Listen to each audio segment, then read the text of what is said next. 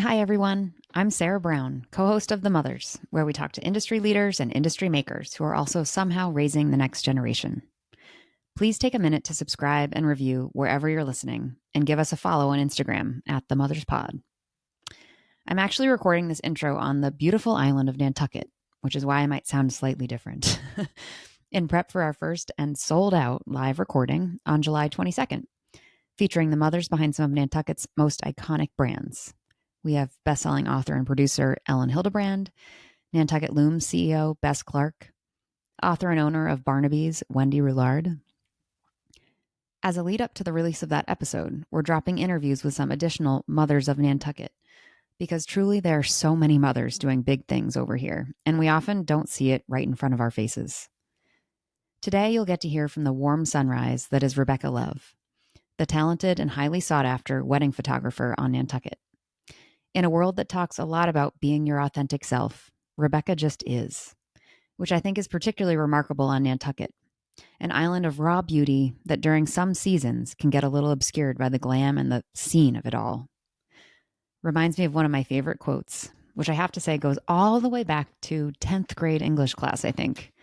We read Emerson's Self-Reliance. The great man is he who, in the midst of the crowd, keeps with perfect sweetness the independence of solitude. No one would believe it, or as you hear this, you may vomit, but that's actually the line Jason and I quoted to each other the very first night we met in the dank, awesome, sticky dive bar, the Buccaneer in San Francisco. Anyway, point is, Rebecca is that, the perfect sweetness. She's the calm in the storm, the gravitational pull, so grounded, so sure. As much as she may have been nervous to join us on this podcast, I think that's not out of insecurity, but really out of a sense of understanding the importance of the opportunity to say something many people will hear and wanting to say something real and true and honest and authentic, like her photography. In our conversation, Rebecca talks about moving to Nantucket, where her husband was born and raised, building her photography business on the side before making it a full-time business, including bringing her husband on board as her, quote, second shooter, which I think is the sweetest thing. Stripped to its essence, the role of the second shooter is to be capturing images in case something completely unexpected happens to the lead shooter at an event. Their camera breaks, the photos are damaged, etc. It's this beautiful, romantic, selfless role, and I'm sure he's grown into a lead photographer in his own right. But second shooter is both essential and, if things go well, unnecessary. However, the lead shooter is nothing without her second. I don't know. I just think it's the most romantic setup I can imagine. To love someone so much, to have conquered your own ego so much that you'd be their second shooter. Makes me teary. Anyway, they made this photography business their family business, which also becomes a very successful seasonal business. 6 months totally on, 6 months totally off. But they go all in on it like weeks after welcoming their first child. Now they have 3 kids after a very challenging road to the third. I won't spoil it, but listen and you'll hear Rebecca bravely share a very empowering story about their journey to 3, including what it took for her to see, recognize, and feel her own strength. V and I were so grateful to shake Rebecca's hand virtually over this interview and are even more excited to give her a real big bear hug when we see her July 22nd, where she'll be photographing our event. If we're lucky, maybe she'll bring her second shooter too. Thank you so much, Rebecca, for being such a joy to talk to and for helping so many see their own authenticity, strength, and beauty in the way that you capture some of the most important moments of their lives, including, and maybe even particularly, the in-between moments. Everyone, please sit back, imagine you're on the beach, hugging a warm cup of coffee, just as the sun emerges, and enjoy our conversation with Rebecca Love.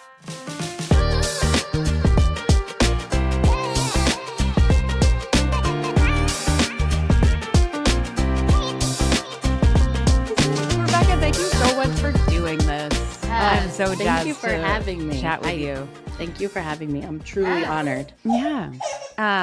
V has a beautiful child who is as attached to V as I am to V. Aww. So, baby. I actually love hearing your baby in the background. Every episode, I'm just like, real life. Real life. Sweet chaos. Yes.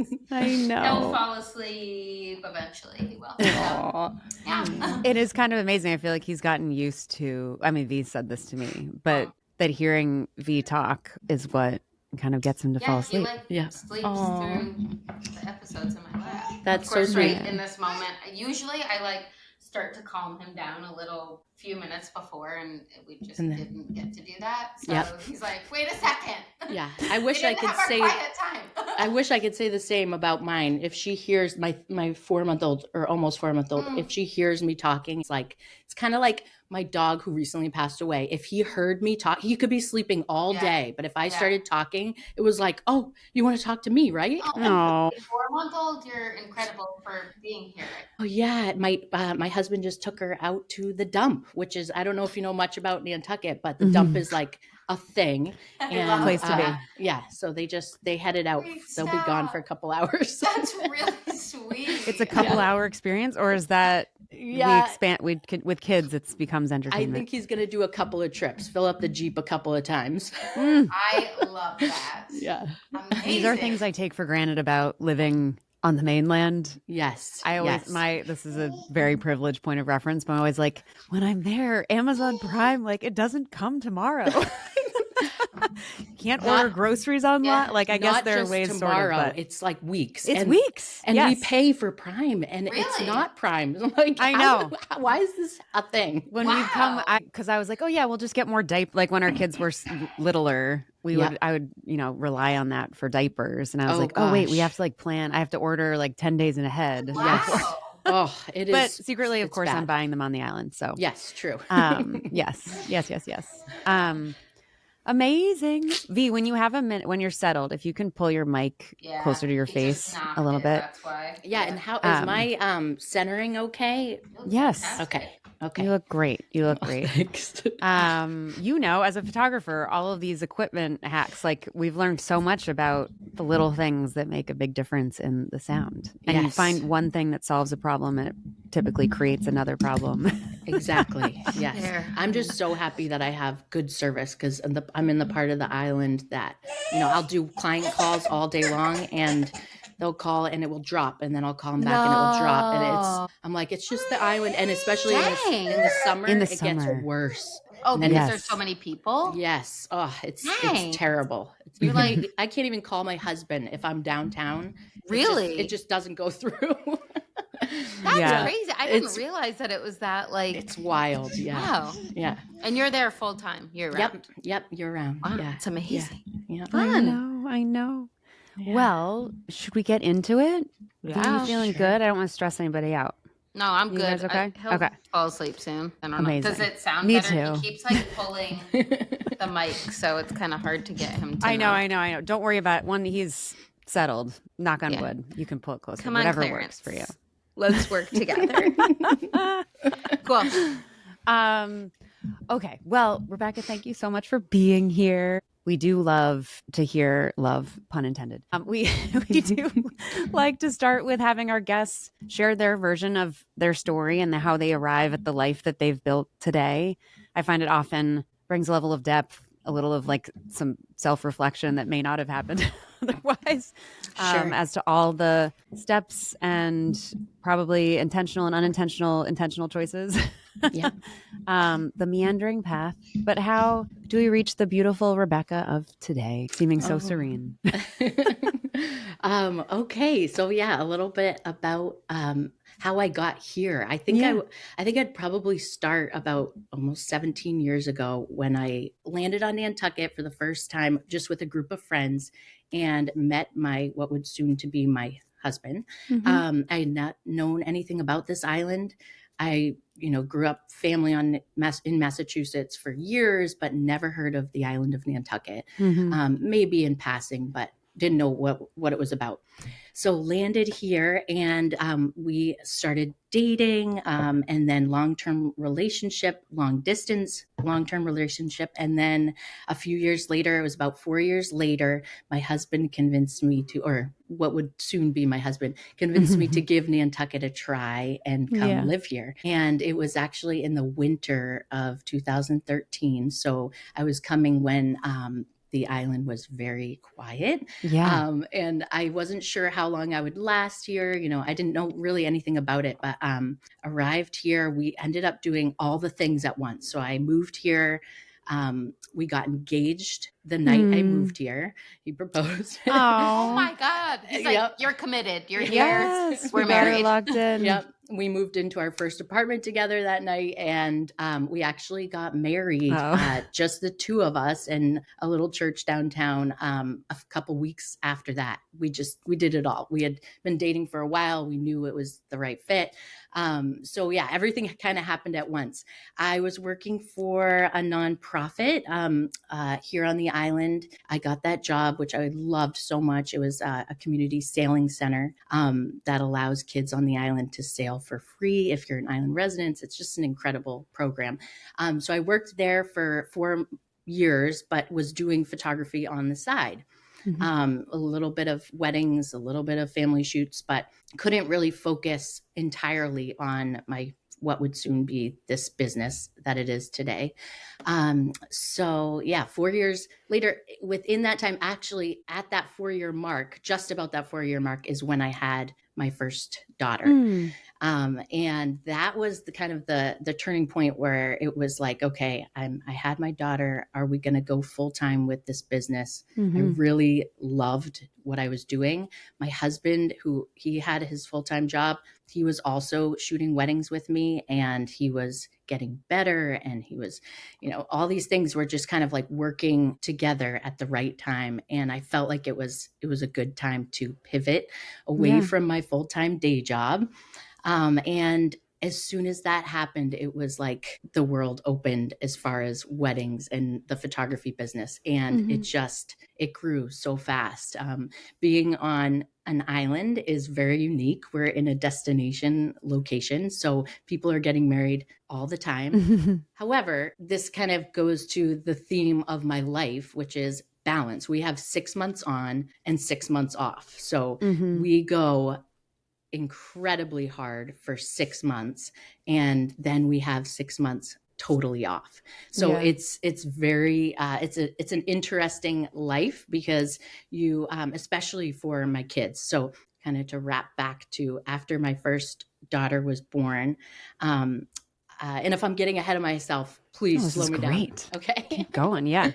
So I had my first daughter, and then 3 years later had my second daughter. So we were doing the photography full time each year, word of mouth. We were getting, more weddings. So we ended up at the point, now looking back at all of those years, we probably settled in at, we do about 20 weddings a season, 150 family portraits. Throughout, really it's May, June, July, August, September, sometimes October. After COVID, it even went into November because everybody was trying to make up for what they couldn't do. So yeah, had my second daughter in 2019. During that time, right before my second daughter was born, my husband came on full time with me, which was wonderful. And it was right before COVID. So after he did that, we were like, did we make the right choice here? It was unique because during COVID, people were still getting married, but it was just much smaller, and it was intimate backyard weddings. And we stayed busy, obviously nothing like we had been, but it was nice because we had just had my second daughter, so we got to spend time with her, all the silver linings that I'm sure we all have experienced through that time.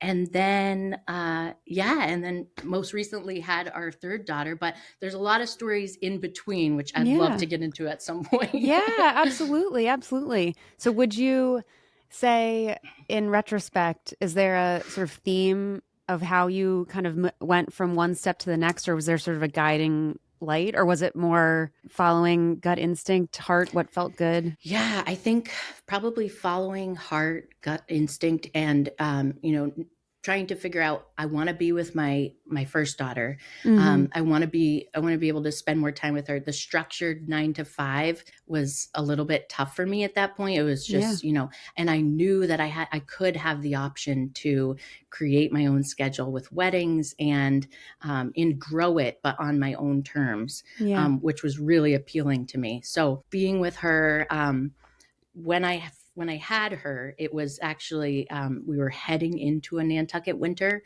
and it was one of the worst winters we've ever had because it was this giant storm. It was the one that Boston had so much snow that like they couldn't even remove it. And it was like, and so the island really shut down. I mean, the harbor froze over. We weren't getting, stop and shop shipments. So we didn't have food coming in.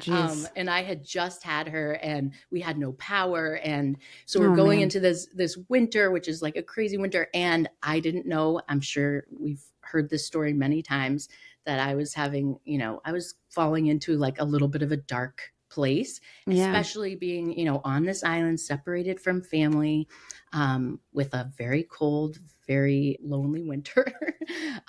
So yeah, that was very difficult, but also a good time for me to kind of figure out the next step. So the fact that I didn't have to say, okay, in a month or 2 months, I have to be back at my 9 to 5. That was because I had made the decision, I'm going to try to do this on my own. And then that kind of pulled me out of that kind of that hole I was falling into, just like having a purpose and moving into creating the business that we have today. Yeah. I think it's incredible. It's such like a raw, vulnerable, exhausting time. You were like, you know what?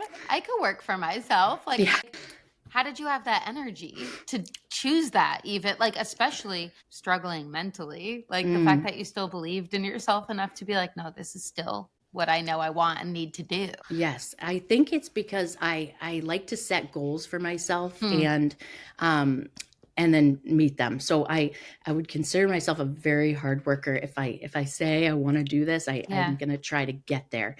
So before I had moved to Nantucket, my goal was to be a great photographer on the island.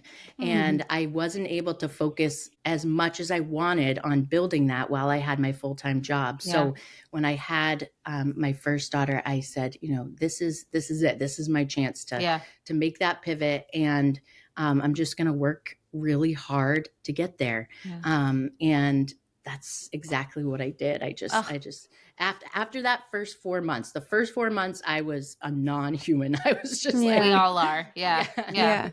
And I find it so interesting. There are a lot of, it's not for everybody, but there are plenty of stories where mothers coming out of what is an incredibly disruptive, hard time where you've created, a child, i.e. a little micro business, but in that same mindset, there comes this like deep need, fire to build something else or to do something else or to create something on top of the life. I find it so interesting that we as mothers are able to like dig into this other gear that we maybe didn't realize we had before a kid arrived. Is that something, did you know you had it in you until you had the kid? Like it's really, really remarkable. And just as V is saying, you're not necessarily feeling your best, right? But there's sort of like this, I know I need to do this. I don't know if you can explain what that was like for you. Yes, I think being my own boss was always something I knew inside me that I just needed. Because for instance, I would be at a meeting, at my 9 to 5, and we would go into the, Monday meeting. And what I wanted to do was sit there and say, how are you all doing? Talk about like your personal life. And we weren't doing that. Obviously we were talking about the business. And so I was always like, you know what, this is, I'm not, I could do really great at the job that I had.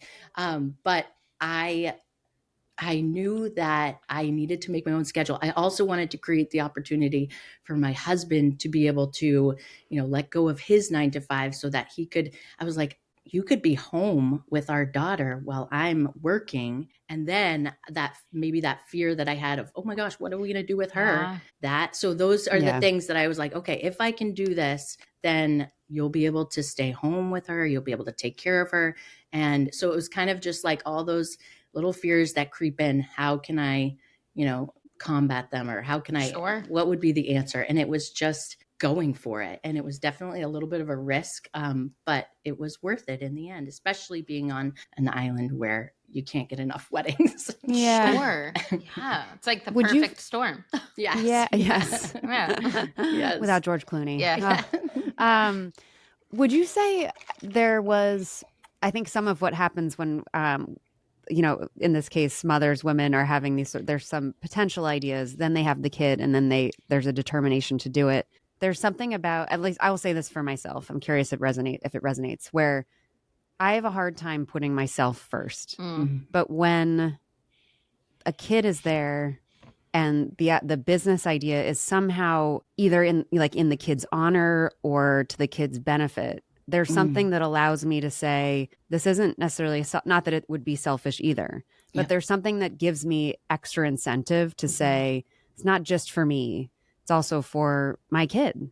Absolutely.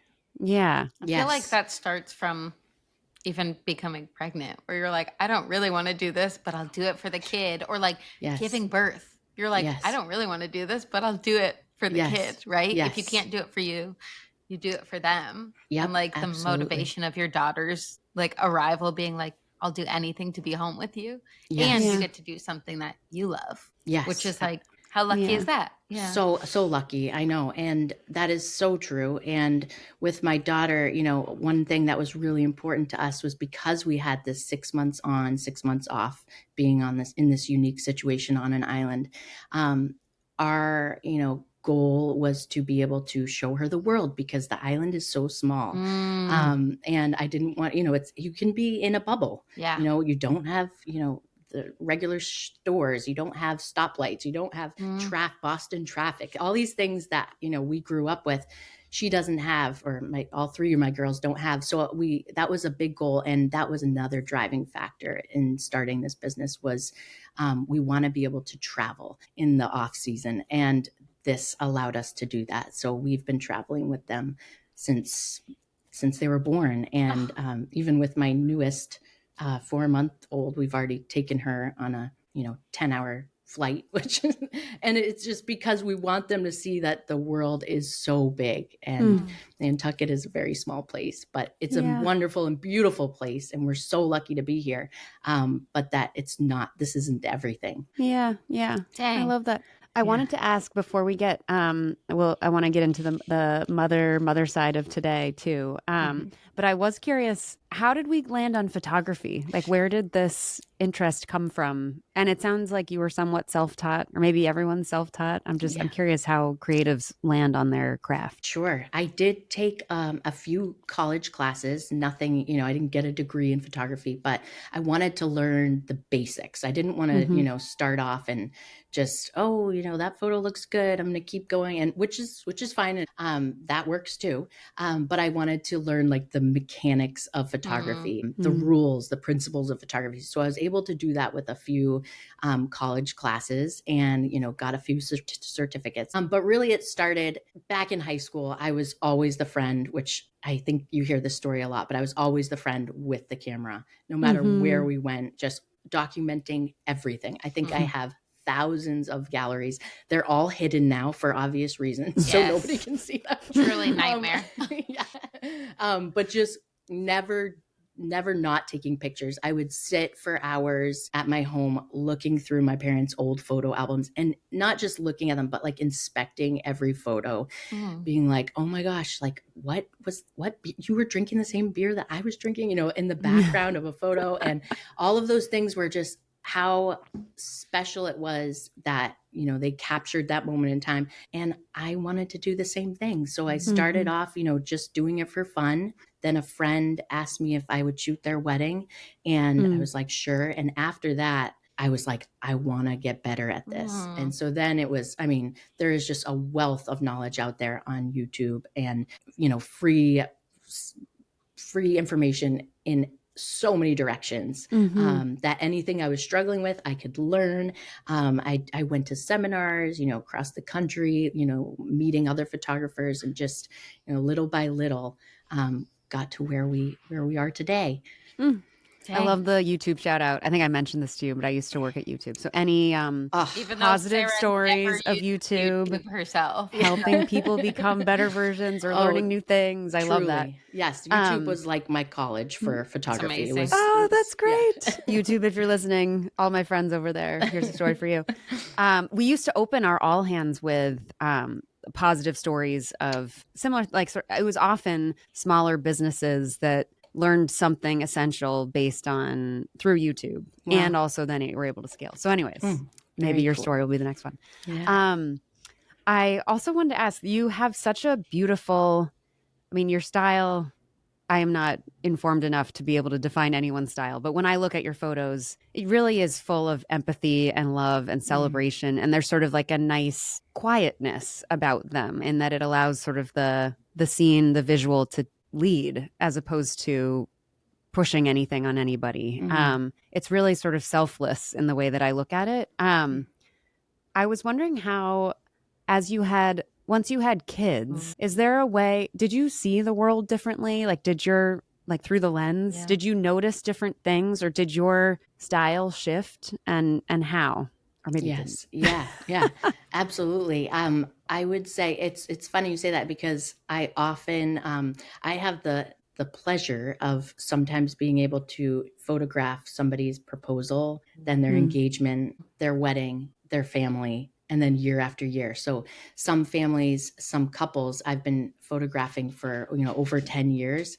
And what I often say to them is, I'm looking through the lens and I can literally see each year that's gone by. And, it gets me emotional when I'm looking through the lens, because it's like screenshots of their life. And yes, having my girls, and well, it helps in a very practical way too, because I know that my kids will sit for about 30 seconds of a photo. So when I get out to, a lighthouse with a family and they're like, oh, like my kids it's going to be hard. I'm like, I'm ready for the challenge. Because I know that, all you need is that one shot, and to, but in a more, personal and deeper level, yes, it's, I've actually had other photographers reach out to me and say, the way that you capture your family through the years, how do you make a point to do that? And, and how do you remember to do that? Do you put it on a calendar? And I'm like, you kind of do have to do that, because, we are so busy in that 6 months that I don't get to say goodnight to my kids. I come home starting last week, really. I come home and she's, knocking through the window in her blinds and saying goodnight through the window. So to be able to slow down and capture them, and the state that they're in. So when I look back, for instance, my Instagram, I think of it as kind of like a yearbook, and I think about it for my families that I photograph, but also for my own personal. I kind of integrate the two of them. And if I didn't slow down and capture them, I might have missed out on that moment. And, for instance, one of my 3 pregnancies, I didn't do maternity photos. Some people don't like them. Some people do, but I wish I could show, my middle child, this is you in my belly, and that really special moment. So, I think having kids has definitely, taught me to slow down, and especially when I'm at the photo shoots, the chaos of that I experience with my kids. That's why a lot of people, especially for weddings, the feedback that we'll get after is, during what could have been a very stressful day of a wedding, Rebecca and John were there, and they kind of calmed us down, because we're used to the chaos. So, and capturing the in-between moments, that's been a real change for me. So I kind of started off, and with all of those helpful YouTubes, it was all the mechanics and very, to the point. This is how you pose. This is the lighting. But then over time, and again, with the kids, the most important photos now to us are the in-between moments. So the laughs and the, not posing them, not staging it, letting them walk down, and capturing those. And that's the same with my kids. Like, if I'm going to do a shoot with them, it's just go run and have fun. And then those end up being my favorite. So definitely help. That's such a beautiful metaphor, honestly, for what my experience of parenting is like, is that it's the in-betweens that really are the moments that matter and that you can connect in. I mean, there's, getting the kid to some activity, but there's the travel to that activity. Like, it's all the things around the edges are really where the connection comes. That's really a nice way to think about it from a photographic perspective. How, you talk about balance. Everyone's trying to find their own version of balance. I think yours seems like you zoom way out to the year, and we have 6 months on, 6 months off. And I'm curious about the 6 months on, juggling 3 kids. Both you and your husband are working together, which I'm also so curious. Good job. You look like you very much love each other. Yes. So that seems hard. But how are you? Because one thing that I've found in this moving out of a sort of traditional corporate job into starting my own thing is that, and I hear this from others, is like, on the one hand, I've never had more flexibility, but on the other hand, I've never kind of stopped worked working so much. Yeah. So I'm curious how you in practice juggle, like organize that, doing it all at the same time for those 6 months that are on, and how you kind of stay sane. Yes. That is a great question. And we do have ways to stay sane, and we've learned over the years how to do it. So what we usually do is, again, that 6 months it's every day. I often think of the Bill Belichick no days off. And I actually was, you're like, that's me. I was actually biking by him. He's biking to Sankaty, and I'm in my car. I had the window down and I almost yelled out, "No days off." My husband was like, "Don't do that." But it was during the summer. That, Rebecca. It was during the summer, and I was grinding, and I was like, "Yes, I feel you."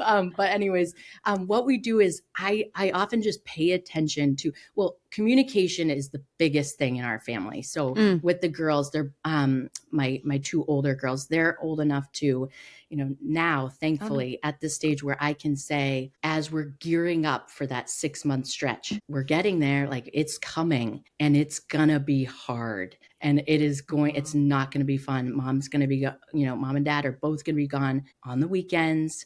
I'm going to be gone every night, and I remind them that it's hard, but then I remind them that the off season is coming. And I, tell them, a lot of times, a lot of people have to work 9 to 5 throughout the entire year. We get this, this time, but also I pay attention to how they're doing. So even though it is hard and we're going nonstop, if I can sense that the balance is off and they are just struggling, we honestly, what we do is we go right over to our living room and we just call a little family meeting. We sit down in the living room on the floor, and I just ask them, like, how's it going? And they can talk to me and tell me about the things that are, bothering them. We just never see you, all these things. And then I'll make a point to, hey, I may have a whole batch of editing, but I'm going to make a point to go to the playground with them tomorrow morning.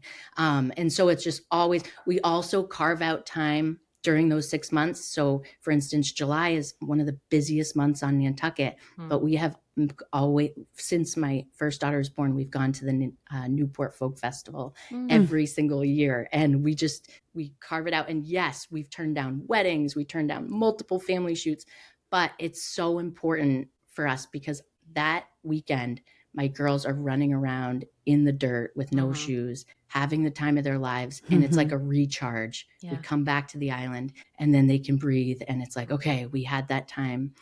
So just finding those pockets in the calendar to really focus and really have together time with no emails, no client calls, and just, that helps it. So just kind of paying attention to the balance when it's getting a little bit off. Yeah. Reeling it back in. And also, again, before the season starts, making sure that we take off those specific times to do these fun things that have become, really, I love there that. is a mom, I think of it sometimes as a mommy bear thing. I'm sure you have the same thing where there's this sensing of when the balance is off. Like there's something I can tell when it's like, I've been traveling for work one too many nights, or Jason's been gone. Like you can just, I think of it as in the way that like a mommy bear, where it's like, that's fine if your cub is 10 feet away, but when they're 17 feet away, you start to be like, Yes. And it is so interesting. I wonder what that intuition is, because I feel it very strongly. And I think a lot of mothers do, especially if you're able to clear everything else away and kind of just notice that instinct. Yes. It's fascinating. Yes, it really is. Yeah. Well, first of all, I think it's so beautiful that I feel like you have like such a great mutual respect with your kids. Like you respect them, and it sounds like they respect you, and being able to like have that communication, I think, means so much on so many different levels, like emotionally, to know, especially like as a little girl, like, oh, I can come to my mom and I could tell her this is how I'm really feeling and not have to pretend. Like that is just like, But Yep. did you have that? Like, was that like, where did this come from? How did you know that this was what you needed to give? It's a great question. And absolutely no shame on my parents. No? But no, we did not have a communicative household. Yeah. And so I knew, and what I did have is I had a friend whose house I would go to, and we would, after dinner, we would sit there and talk. And I was like, what is happening here? Like, are you guys about to break some news, or like, what is? Yeah. Yes. And we would talk about what's going on in each other's lives. And I absolutely loved that. And so I think knowing that, my parents had busy lives. Yeah. So, that wasn't something that we did. But I knew for my family that I wanted that. So every night at dinner, we do rose and thorn of the day. I asked my daughter, and oftentimes, she tells me things, and maybe I have a strong reaction, and I tell her I'm not always going to react perfectly to this, but I will settle down. And then, I never want her to be, I can't come to mom because she does have a strong reaction, or she's gonna, oh my gosh. So it's just being available to them all the time, as much as I possibly can, at night when, I could be editing, maybe run up there and just be like, anything. I always ask her, is there anything you're curious about? Any questions, anything come up at school? And that is the best thing as a mom, that she can trust me and talk to me about those things, and they love it. You can just see how much, it's my time to talk and ask even if it's a silly question. It's like it's the best. So I love that. Yeah. I hope that you get that in return. Like, I hope that people also check in on you and ask you if there's anything going on, because like I feel like everything you do in your life, like, first of all, you're so amazing. You also are so calm. I feel so relaxed right now. Aww. Like, I'm like, thank you. But I feel like you carry it like a lot for a lot of people. I think it sounds like in your home, like holding that space for your kids, and then like even being able to create a business that allowed your husband to like quit his job and then work for you with you. Like that is major. And then like being in these intimate moments of a wedding and like in a family, I don't know if you do births, all this stuff, like that also is a very big responsibility, and you can't do over. None of this is like, well, just, can you do it again? Right. And so like, how do you take care of yourself? And like with when are you? And are you okay? Yeah. Like, how are you doing? There's a lot. You do so much. It's a great question. And I don't want to go too much into detail, but a little overview of the last 5 years have been extra tough. We had, and I preface this by saying, we are so incredibly blessed and fortunate to have our 3 girls. And I know that we don't take that for granted. When we were trying for our 3rd, I ended up having an ectopic that ruptured. And that was like during COVID. And so I had to be in the hospital alone. And, waking up the next morning after surgery in the hospital room alone and having the doctor say, blood was all over the room. And it was, so we had that situation. And then right after, the doctor said, you can try again.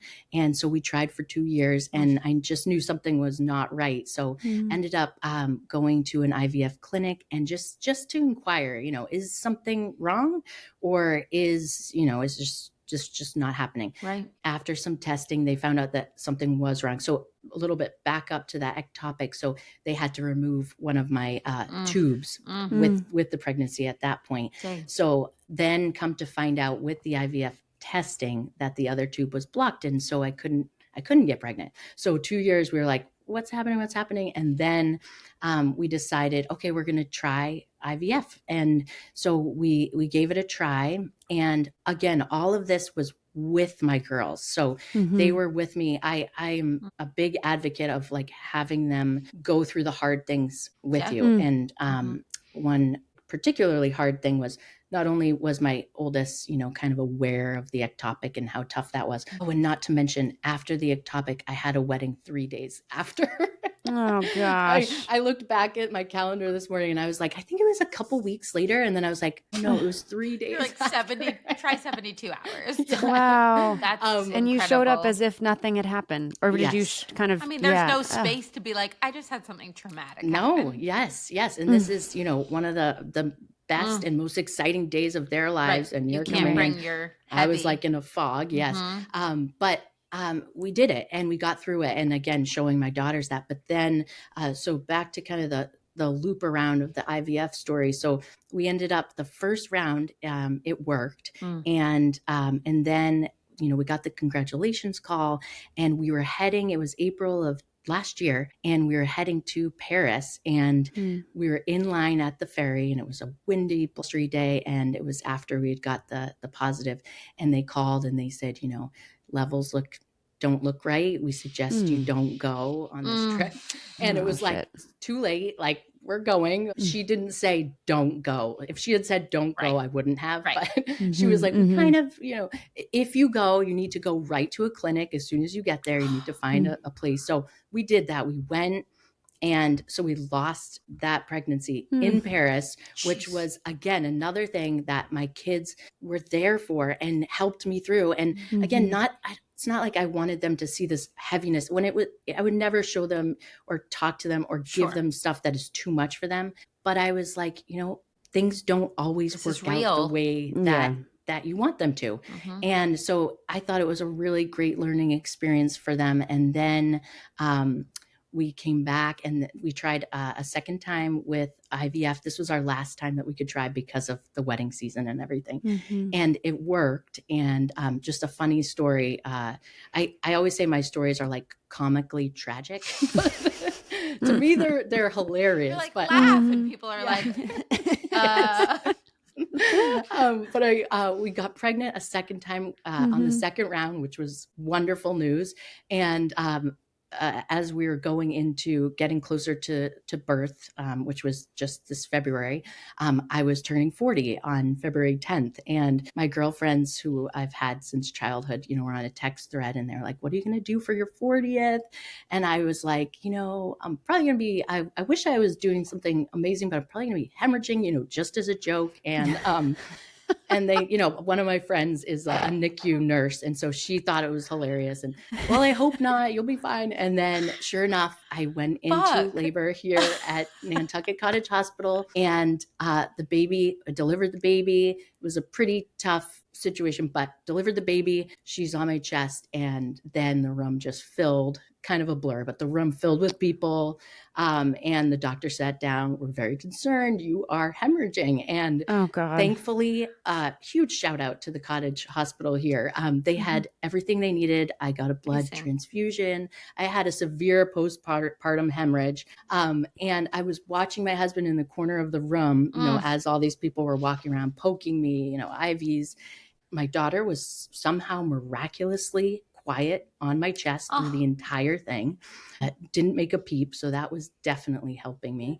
But I looked over at my husband and I just thought, I did my job. She's here. And I thought that was it. I thought that was it. Because I was like starting to fade out. And, but I was so confident in that John, my husband, could take these girls and be the father that they need to be.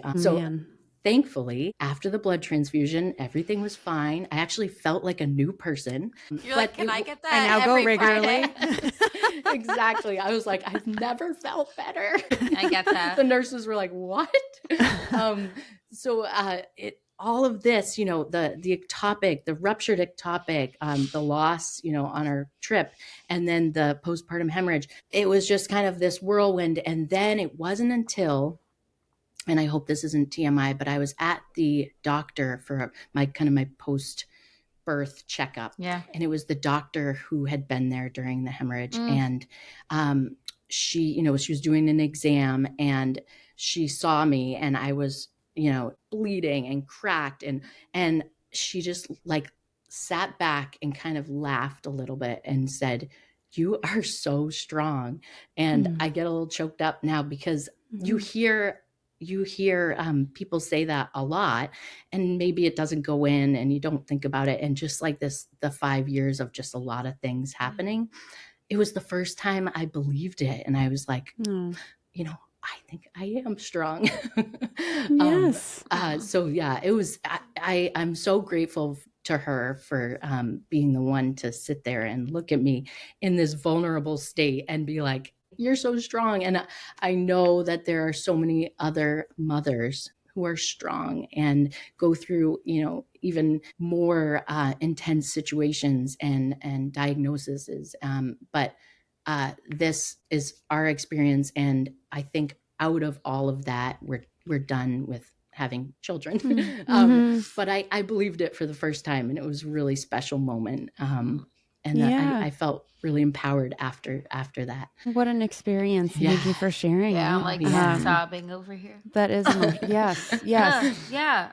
It's Yeah. so interesting sometimes, like the things it takes to hear that. Cause like you said, like, I don't know, I feel like I just said, you're so strong and brave and incredible. And sometimes it takes like, a doctor, cause you're like, oh, they've seen some shit. So they must be like, if they're saying it, right? Like it's interesting what and who it takes to actually hear it. But I'm so glad that you did hear it, cause it's true.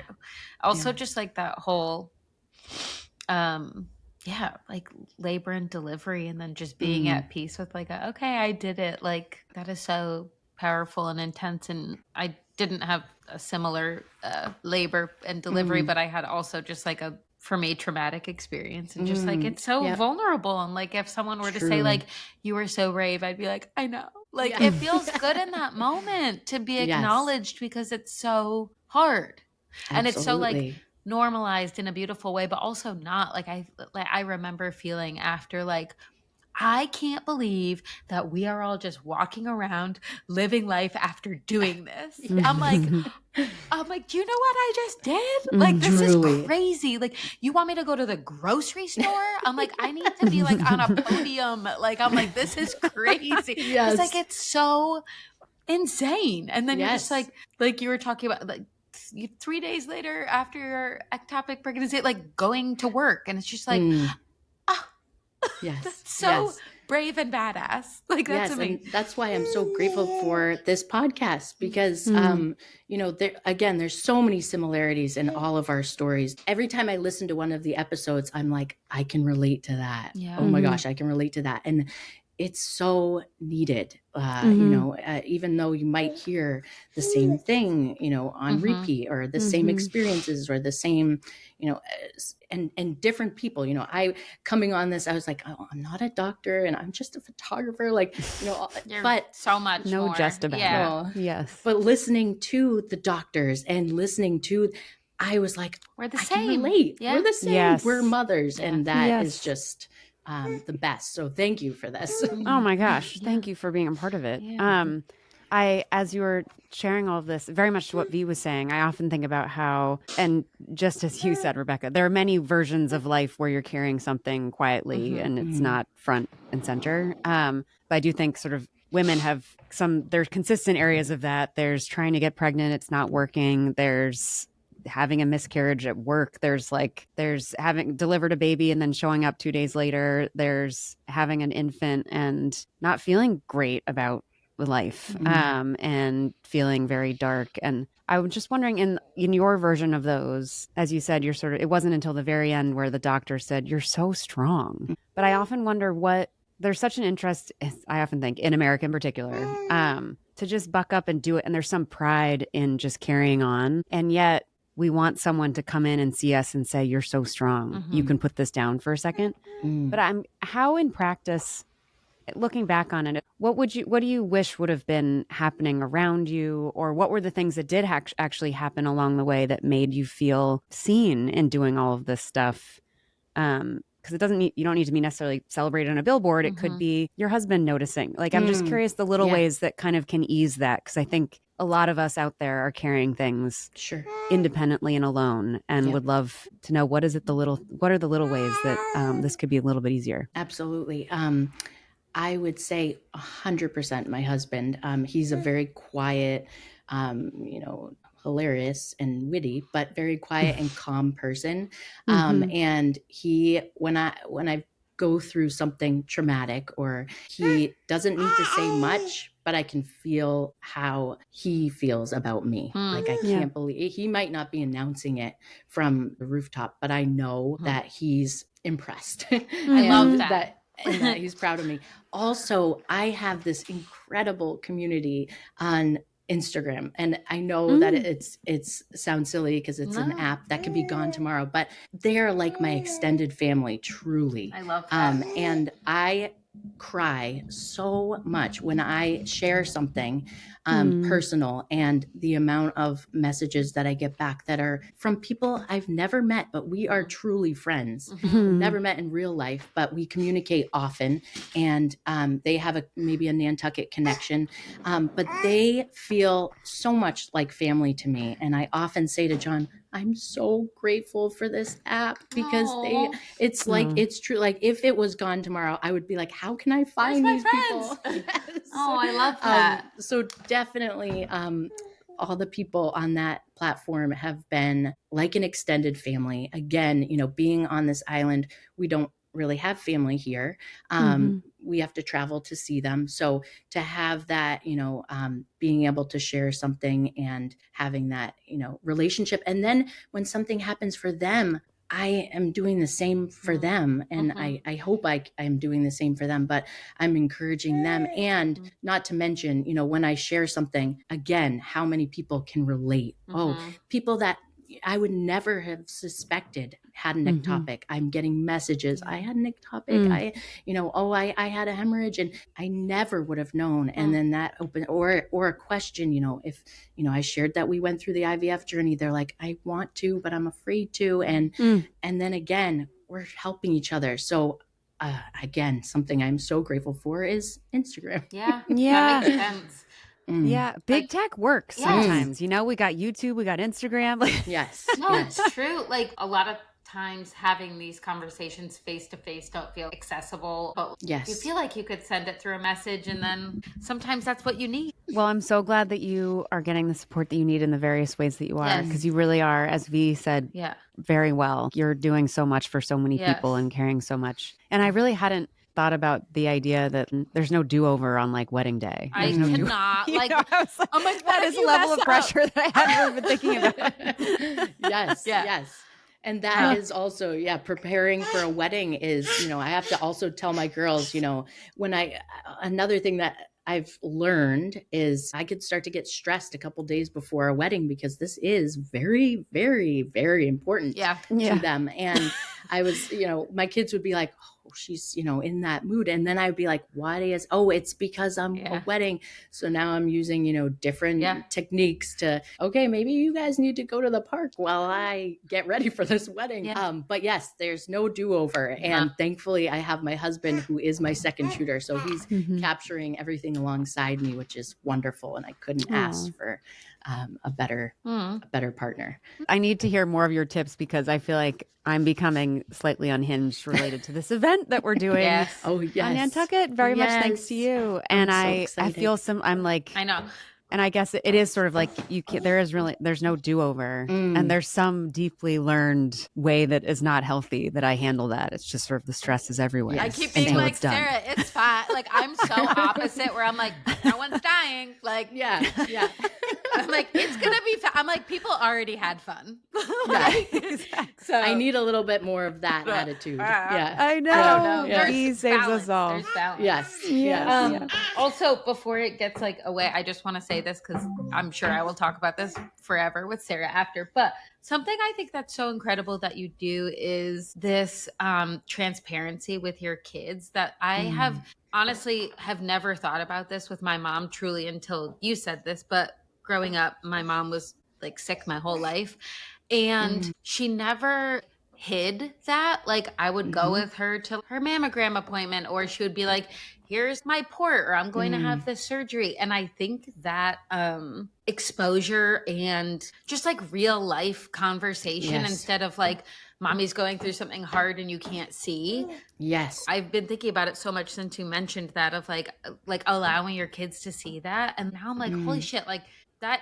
I don't feel like anybody does that. And I'm like, that must it was probably a hard choice because I feel like people are very easy to criticize, like your kids shouldn't see this or they're too young or whatever. But like, how could you be too young for real life? Like that's real. Yes. So like, I really admire that. And I feel like that is like a major lesson I'm going to take away from you is that like to like consciously choose to do that. Yes. And of course, within reason, right? There are certain things that like your kids don't have to see everything, but like real life is happening, and to see that and say that it's also okay. Or like sometimes something's scary and then we could do it anyway.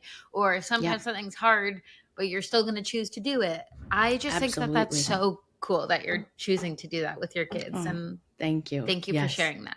Such a good point. And just like you said, there is a balance because one very quick story is I was going to have my daughter in the delivery room and I found a Reddit thread and I just kind of read through because I was like, I don't want to make the wrong decision. And somebody said, don't do it. I was in the delivery room when my mother hemorrhaged and I've never been able to get over it. And so I was like, okay. That's not happening. So, wow, yeah. Thank God. But yes. And I didn't know I was going to hemorrhage. But that would have been traumatic. I'm so happy that I didn't have her in there. So it's, again, trying to weigh, yes, she can see that things are hard, but we get through them so that they can use them for their life. Thank you, Reddit. Well, Another. I know. I was going to say, we've hit YouTube, we've hit Instagram, we've hit Reddit. How do we feel about X? I don't know. What else are we dealing with? Really funny. We won't talk about X.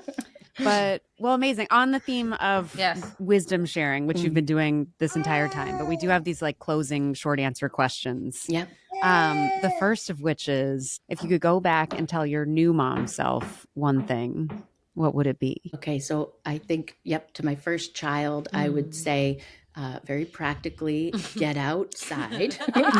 Yes. I like girl, get out, put your pants on. Go fucking do something.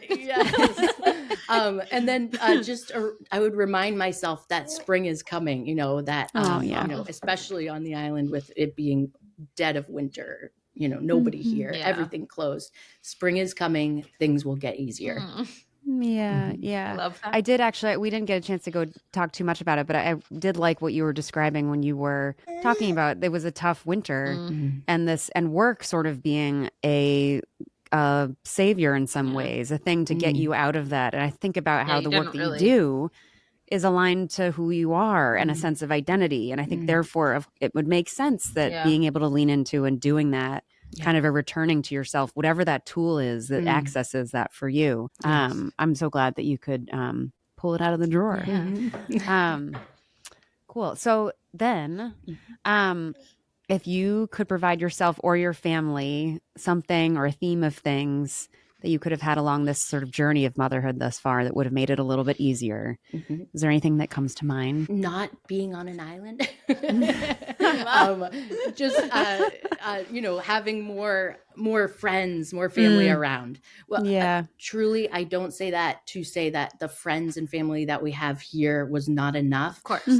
But not being able to go drop your kid off with your mom it's tough, and so I would say, being closer to friends and family, using their help more, again, the village, really tapping into it. But the friends that we have made on this island have been absolutely incredible, especially this last birth, my last daughter.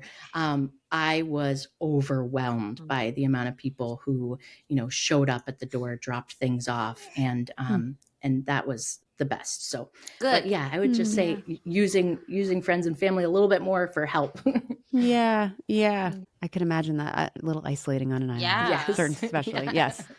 Okay. And last, your girls may listen to this one day. Is there anything you'd like to say to them? Yep. I would say everything, the hard work, that we do is so that we can enjoy the fun times with you. Everything. Of course, I love what I do, but everything that I do is so that I can spend those days, those months with my girls, create those memories, and to just be themselves. I always tell them to be kind to all kinds all the time. So I would tell them that. Be kind to all kinds all the time. I love this. Yes. Becca, I hope that you will accept a hug when I get to meet you in person, because I want a really big one. I can't wait. I can't know. wait. You're amazing. know. Your girls and your husband and all the people that you get to photograph are so lucky to have you. Thank you. Yes. You're a beautiful human. Thank you so much. Thank you for having me. Yes. Can't wait to meet you both. Yay! You crushed that interview. That was your best interview I'm like yet. so inspired by her. Like I literally your questions am like were emotional. so good, and the way you got into them. Thanks. Really? I was like sobbing when she was talking. I was like, she's so incredible. Yeah. Yeah. What a honestly, like I have enjoyed talking to every single person for every different, like so many different reasons. But that was like one of my favorite conversations. Oh, good. I don't know she is so amazing. Well, in prep, I was telling her, because she was a little nervous, as it is nerve wracking to like hop on a podcast. But I it's was so saying, funny because she didn't seem nervous at I all. know, I totally agree. She, the kind of thing where she's like, there's a reason that I take the photographs. I'm like behind the lens. But I also think that those people, they're perceiving and noticing and sensing so much, which is why it's nerve wracking. Yes. But it also means that they have so much insight. Yes. And have like processed so much and are so aware of so many things that I feel like those, I think of Mary Ting Hyatt too, Bagelsaurus. Yes. And she had such like clear wisdom, but was a little maybe initially shy about sharing Scared it, but about it's it. so useful for people to hear. So yeah, Rebecca, Wow. lovely. I can't believe how much she's like overcome and done in her life. And I'm sure that was just a fraction, like her sharing. So yeah, so cool. Yeah. She seemed like someone who had, over a lot of time in a lot of ways, just sort of like built and solidified the foundation of her. Yes. She seems she's like a solid person. I know. I was like, yeah. I almost wanted to like take notes of like, yes, that's something I would like to do. I would like to have family get together time on the floor and just catch up if everyone is feeling not, I'm like, I want someone to do that to me. Like that is so, yeah. Yeah. Ugh. I did love, I think there's so many things from it. Two things that like I want to remember. Obviously her sort of 5-year long story, but just the reminder of the things that we carry. Yes. And the things that people are carrying quietly, and how we find a way to show up anyway in, for example, a professional setting. And then how much it matters when just one person notices and says something. And for her, it was her husband along the way. And then the doctor at the end saying, you are so strong. But just how, I don't know, we think life is so challenging as a new mom or as a mom, as a parent in any circumstance. And like, we must evolve the entire system to support them. And all of that is true. Yeah. And just one person noticing and saying something can make a massive difference. So that's sticking with me. And then I also liked how she, after her first kid, like having the kid was this clarifying, galvanizing moment for her professional ambitions of, I want to be able to have work that is meaningful to me and is flexible, that I can control this schedule and create some form of balance. And for now it's the 6 months on, 6 months off. Which I wanted to ask her more about the 6 months off. I know. I'm like, how off? Because you have to schedule. That doesn't feel. Yeah, I don't know if I would find that relaxing, but I'm sure it's a weird pivot, whatever. But everyone finds their version of balance. So, anyways, I thought those are two things that like I wanted to, I don't know, highlight from the convo. Yeah. Yeah. Something that just sparked a thought is that if you could take the Rebecca Love mindset and say, even if one person is listening to this right now and took something from it, that was enough. So Sarah, this is enough. We're doing amazing and we're touching people. And it's important to have these conversations, even if it's the same damn conversation every time. Even if that is true, like, and one person heard it and it's like, yeah, I feel so seen. Or like, I don't feel so scared and isolated and alone. Like then that's enough. Yeah, I know. And how many of those people are saying, I wish I had a V, or I wish I had the perspective that you bring to this process? Like, here I'm on this side being like worried, I don't know, the forever like build and climb the mountain. No. And you're like, also like take a seat and like look at the view. Yeah.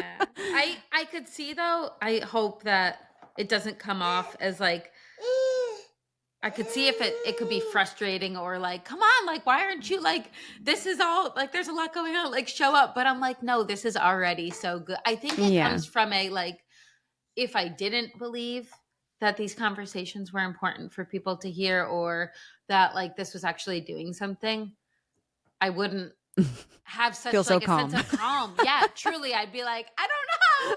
I don't know if it's working, guys. Yeah, exactly. But I think because I'm so like, yeah, this is like good. I'm just like, just chill. Like, yeah, it deserves the energy and it deserves the calmness. Like, I don't know. Yes. So I just think it's been so fantastic, and I feel so lucky to have like a conversation like this on a Wednesday morning. Yes, I agree. And I love, everyone loves hearing your little dude, the coos in the background. And the coos. I know. They've become more, they've expanded from coos to ma. I know, I was going to say, I can't wait until like blows up your spot saying something when the words come. I know, like it's definitely going to be like a swear or something, and I'll be like, oops. Like, we'll see. Well, anyways, Rebecca, amazing. Thank you. Yes. You are crushing it. Yeah. And you are so, I know you make it look easy, and I know it's not. So I just want to acknowledge that like it probably takes a lot of conscious and cognizant, like effort and energy and focus and awareness. We see you and we appreciate you. Oh my God. Yes. And also adopt me. Like, I don't know what our age difference is, but you could be my mom. I know. Yeah, you're amazing. Beautiful person. I'm so excited to see her and get to work with her at this event, which we'll tell people more about soon. Yay. But Nantucket, we're coming for you. That's right. Okay. Joy. Yes, moment of joy. Joy. Long pause. I have mine, but I feel like it's my moment of joy seems repetitive, but maybe that just means because it's, I don't know. Yesterday afternoon, we got to go to the park, and like a new friend texted me and was like, we're going to the park. So we walked over because it's truly like a sneeze away from our house. And every parent, and also there was a bunch of nannies was there because it was like post school time, and all the kids are running around, and it just felt like I was like, this is like, I don't know, like a we made it moment where I was like, I recognize these people, and people know my name, and people know my kid's name, and like being able to just shoot the shit about stupid stuff like laundry detergent that smells good and Newly, and like these silly little things that I was like I felt like I could take a breath. And even bigger moment of joy in the small moment of joy was that my son is, as we all know, super Velcro boy extraordinaire. But my friend was like, can I hold him? And I was like, you could try. And she held him for like 15 minutes. And I was like laying in the grass. I was like, this is better than like a massage to me. To know that he like trusted her and was like happy, and she was so happy, and I was like, I'm so happy. That was like a really big moment of joy for me too. So I want that really joy is going to happen more and more. I'm so glad. I can't wait. I took so many pictures. I'll send them to you. Oh, good. I was like, like paparazzi. Good. I was like, oh my God. I know. And then when you're not holding him, you're like looking at those pictures. But so stupid. Of course. Always. Yes. That actually made me think of my, I don't know why, unrelated, but maybe somehow related. Yes. I think here's a hot moment of joy. Hello? Here's a moment of joy. Spicy moment of joy. Spicy moment of joy. Because I feel like one of the themes, unintentionally, a takeaway of this conversation is big tech, maybe True. not all bad, which is somehow comforting. Conversations with Rebecca Love. Big tech. But she's on like, this that was your theme- takeaway? Yeah, exactly. On this theme, moment of joy was twofold. Our most recent episode, so we're filming this beginning of June, but we just released our interview with Tracy Skelly. Yes, Tracy. Who started Little Cocoa Bean Co. in Boston. They just opened they had an opening party for their new location in the Boston Children's Museum. So cool. And Mayor Wu was there, which was very cool. And Lauren Holiday was there, who I'm like who I always fangirl over because she's a former women's national team soccer player and wife of Drew Holiday. And they have a beautiful, like, true partnership marriage that I've always admired. Anyway, point being, this is where it comes back to tech. We, because we're so savvy in our social media marketing, we reposted a story of Lauren Holiday giving like a speech at the opening of this new location for Little Cocoa Bean with Tracy Skelly. And then Lauren Holiday reposted our story on her account. And so I feel like, is this what community is? Going off of Rebecca Love finding her community in Instagram. Same. So and then I hearted it. And then we hearted each other. And that was it. And I was like, okay, we're best friends. Anyway, so we're going to get coffee tomorrow. Yeah, exactly. I love that. I know. I don't know Look what how that smiley means. and happy you are It right did now. make me happy, but Give I it don't to know. yourself. I'm just crying. It's fine. Go Lauren Holiday. Yeah, exactly. Full of something. So anyways, that was a joyful moment. I love it. These little sparks. Yes. Maybe we'll get her on the podcast. That was absolutely the long goal. Lauren, if you're listening. Yeah, Lauren, come to us. Mm-hmm.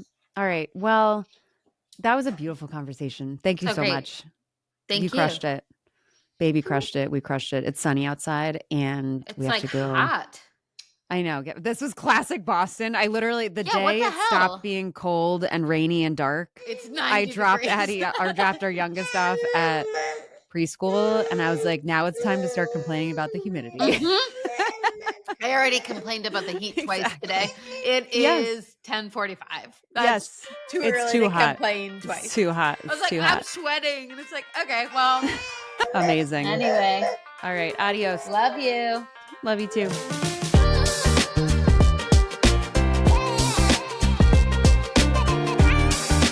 Thank you so much for joining us.